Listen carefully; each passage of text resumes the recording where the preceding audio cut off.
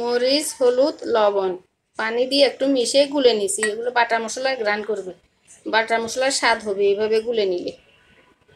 আসসালামু আলাইকুম, সবাইকে রাবিয়া কুকিং এর পক্ষ থেকে স্বাগতম। আশা করি সবাই ভালো আছেন। দিলাম 1 ঘন্টা আগে।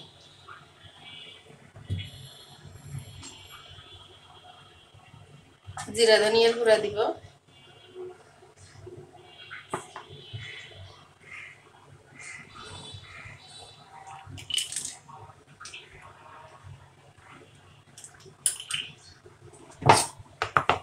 সরষের তেল সয়াবিন তেল দুইটাই দিব।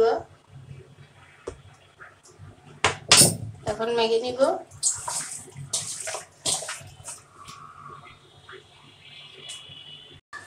এই যে ডিপে রাখছিলাম ফ্রোজেন করা পেঁয়াজ আর বাটা লাগবে না, এভাবে দিয়ে দিব।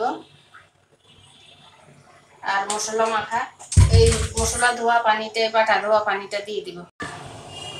এই যে মশলা ধোয়া পানি বাটা ধোয়া পানিটা দিয়ে দিলাম। এখন মেখে নিব।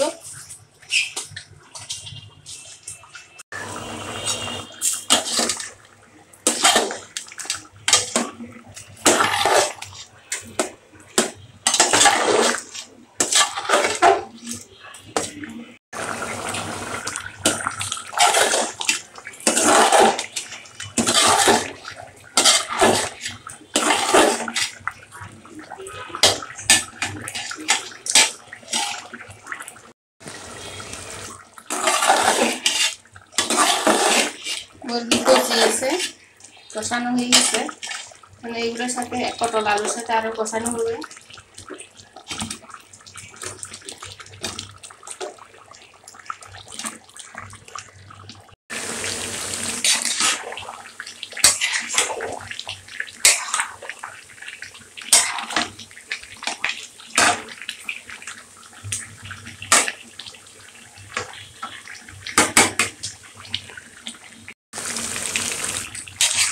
আজকে সব বাটা মশলা দেওয়াতে আজকে অন্যরকম অন্য লেভেলের স্বাদ আনবে এই মুরগি রান্না।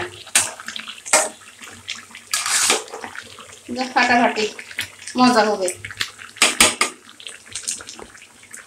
মাংস রান্না হয়ে গেছে প্রায়। যে হয়ে গেল আমার মুরগির মাংস আলু পটল দিয়ে। এটা লাল মুরগি ছিল, দেশি মুরগির মতো, খুব নরম।